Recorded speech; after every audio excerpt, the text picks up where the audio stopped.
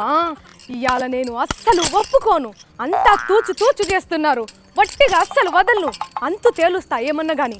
అమ్మా నన్నే మోసం చేస్తారు సార్లు. ఓ మంగళక్క కుక్క తరిగినట్టు ఏంది ఆ ఉరుకుడు? ఏడికి పోతున్నావు? నాయని నరసన్న దాదా తానికి పోతున్నా. ఇవాళ ఎట్లా చేసినా దాదాని కలవాల్సిందే. Don't disturb me. ఎందుకే ఆ సార్తో నీకేం పని? అమ్మా ఎంత దగా, ఎంత మోసం, ఎంత కుట్ర.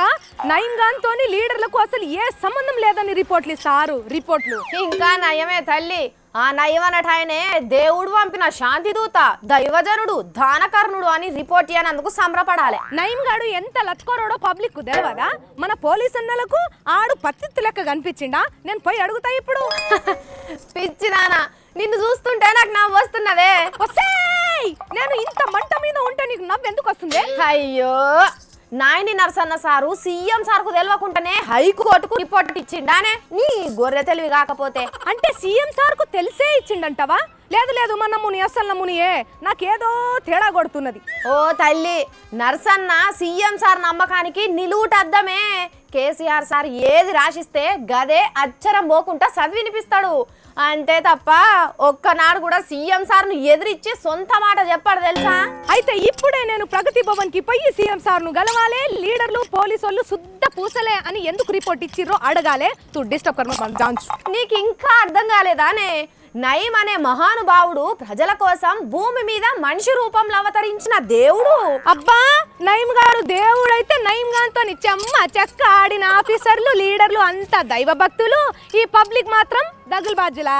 నీకు తెలియదే పబ్లికే నయం బాబాకు గన్నులు ఇచ్చిండ్రు, వాళ్ళే దందాలు చేపించిండ్రు, వాళ్ళే మర్డర్లు చేపించిండ్రు, వాళ్ళే కబ్జాలు చేపించిండ్రు. అసలు అంతటి ప్రజాబంధువును ఎన్కౌంటర్ చేసినందుకు పోలీసు వాళ్ళకి ఏ శిక్ష చేసినా తప్పులేదే. అట్లనా?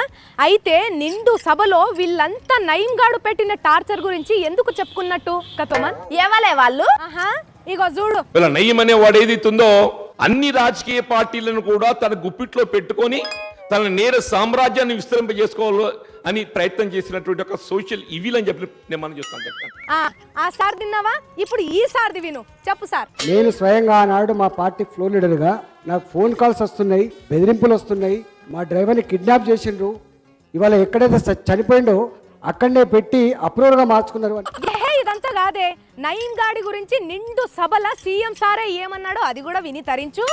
ఈ పిశాచి స్వైర విహారం చేస్తున్నప్పుడు ఆయన కూడా కేబినెట్ మంత్రి. అందరం ఉన్నామండి, ఎవరు లేరు.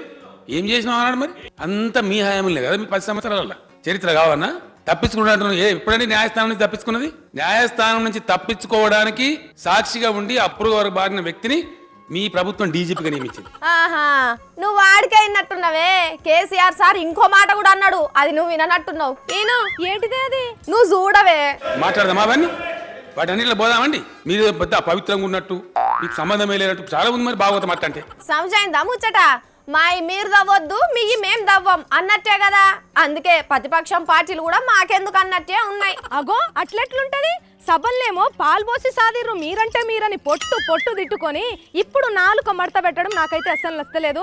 నువ్వేదో నాకు ఏదో చెప్తున్నావు, నాకు తేడా కొడుతుంది ఏదో, నేను పోతాను. బాయ్. ఎక్కువ ఆలోచించి దిమాగ్ ఖరాబ్ చేసుకోకు. నయంగాడు దయ్యం అయ్యొచ్చి నిన్ను పట్టగల్లా.